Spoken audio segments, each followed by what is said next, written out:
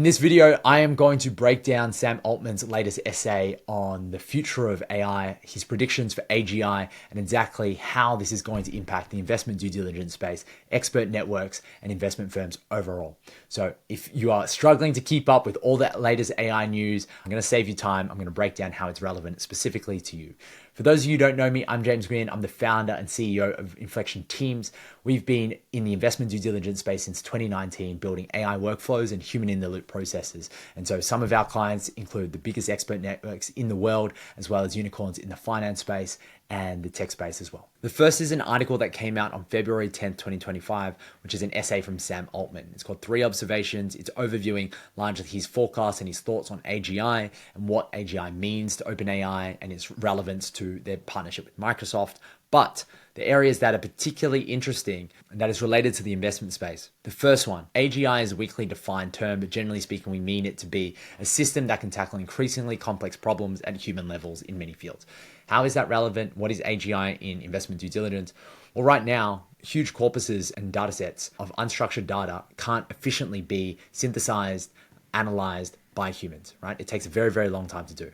Well, when AI can efficiently do it with very low to minimal hallucinations, because even, there's a degree of human error, but if it's able to outperform humans in the amount of errors it's able to do, it's already outperforming humans in terms of its speed, right? So synthesizing huge corpuses of information and data that is previously unstructured now becomes something that is possible in the age of even now what LLMs are doing, but AGI being able to do that at scale, potentially automated, potentially with agency, where they're making decisions of what to do next in ways that humans and human analysts aren't able to think of. Suddenly we're reaching a tipping point where AI, quote unquote AGI, or whatever that actually means, is going to be able to do something that is increasingly valuable to the investment due diligence process. This is a super relevant one, right? The cost to use a given level of AI falls about 10x every 12 months. So this can be compared to Moore's Law. If we look at it here, Moore's Law, it changed the world 2x every 18 months. Here we're talking about 10x every 12 months. So what's the implication of that?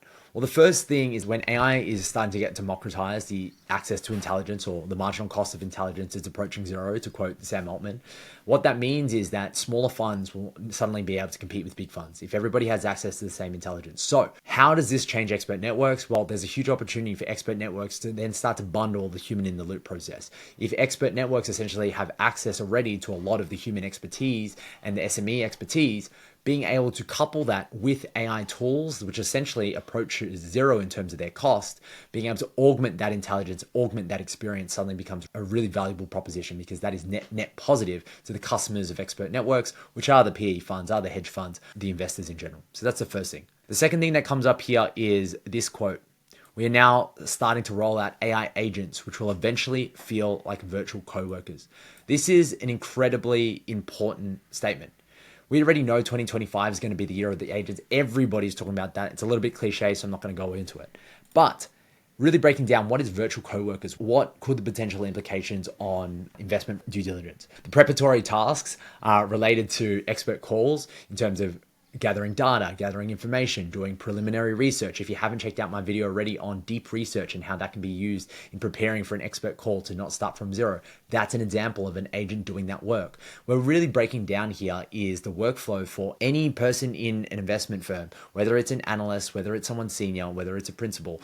It's understanding that, okay, your workflow can actually be subdivided into micro workflows, and those will have either agents built for you, or you have an opportunity to build agents internally. That could be preparing research, preparing questions for expert calls.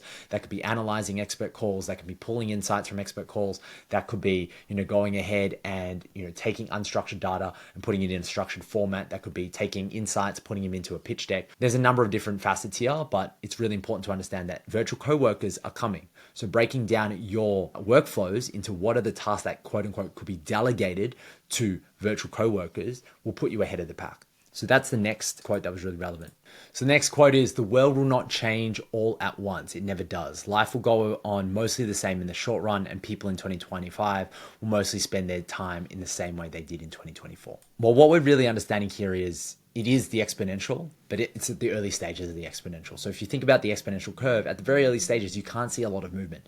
So in the next year, Sam is predicting that we won't see too much of a material change. So, will there be absolutely no investment analysts at the end of 2025? Probably not. But understanding how we can start to build AI in our workflows and then preparing for an age, what does investment due diligence even look like when AI is filling up more and more and completing more of the loop, and the part of the loop that the human still is involved in starts to get smaller and smaller. This is what to really think about, because when we couple this with what the article ends with, anyone in 2035, so that's 10 years from now, anyone in 2035 should be able to marshal the intellectual capacity equivalent to anyone in 2025. So what that means in 10 years time, any single person in theory should have the same amount of intellectual capacity as everyone in 2025, right? Collectively.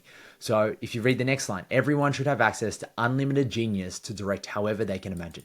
Now just think about that.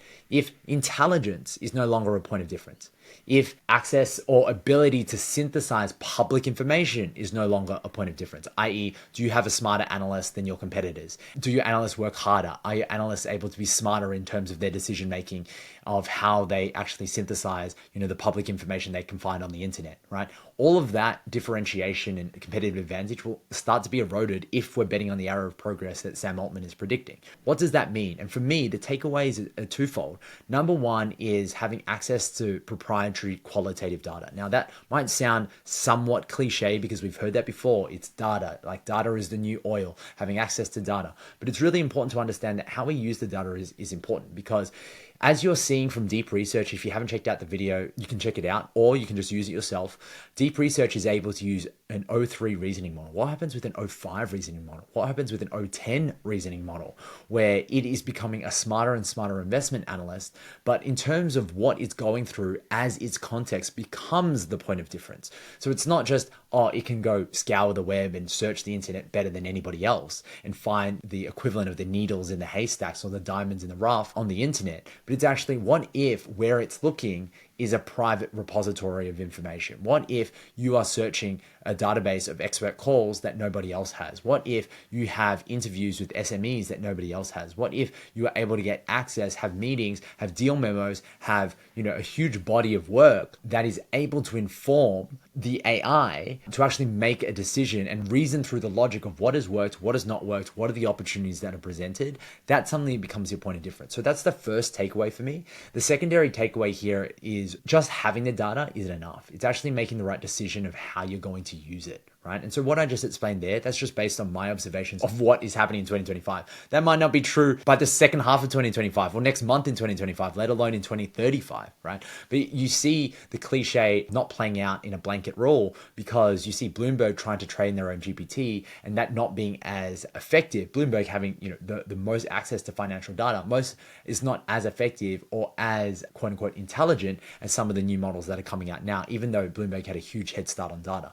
And that's because having data alone, but not necessarily using the data or having a judgment call of how to use it is a big discrepancy there.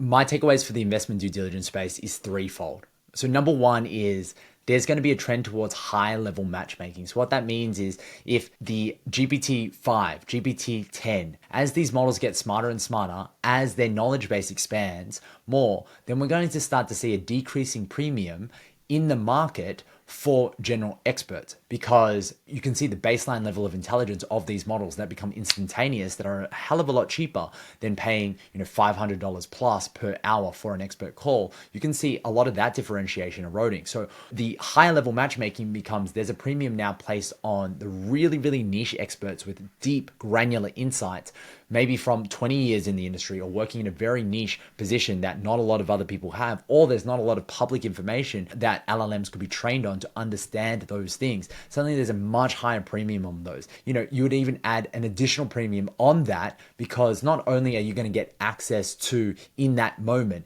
insights potentially that none of your competitors would have access to, but you're actually going to be able to leverage those insights to build your own GPT, not even in a high level of investment. I'm talking about building AI workflows using ChatGPT projects, using Claude projects, using the equivalent of what comes next, in GPT-5, GPT-6 equivalent, using the insights you get from the experts that you're able to pay for that are a lot more niche and have a lot more granular and nuanced understanding of an industry or of a topic, you can leverage those insights to quote unquote train your LLM or create a workflow that uses that as context. So that becomes incredibly important. The second key takeaway that I can see happening is this idea of human in the loop. That's essentially what I've been focusing the last 6 years of my company on. But there's going to be human plus AI offerings. Expert networks, as we're seeing the gradual progression towards AI becoming cheaper and cheaper, then you're not going to be able to just go out and say, hey, we only do expert calls. We only connect you with expert calls, because now there's going to be a base level expectation that increases. That expert calls is one thing, but even as rudimentary as AI insights, AI, search engines, i.e. RAG, which is retrieval augmented generation, meaning you can pull from a huge knowledge base instead of having a context window that's limited to 1 million tokens, 200,000 tokens, whatever it might be. Having these augmented offerings becomes incredibly important. Having augmented research that extends from what an actual human expert is able to provide. These become the baseline expectations. As the competing expert networks start to introduce these, it will be a forcing function for the competition at large to increase the baseline, which is going to be net positive for investors, because they're going to get faster insights, better insights, and more convenient and more actionable assistance in what Sam Altman predicts is virtual coworkers. So I'm seeing that as the second trend coming. And then the third trend coming really is what we alluded to at the very end, is data moats. There are going to be a lot more niche data moats. You're going to see a race, and this is my prediction, is you're going to see a race towards people really investing in qualitative, high quality data sets. Okay. And the reason I make a strong emphasis for high quality data sets is there is still a value in human in the loop, human verified transcriptions, as an example. That is impacting the quality of the data that goes into ChatGPT, goes into Claude. I'm not even talking about training or fine tuning your own models. I'm quite literally talking about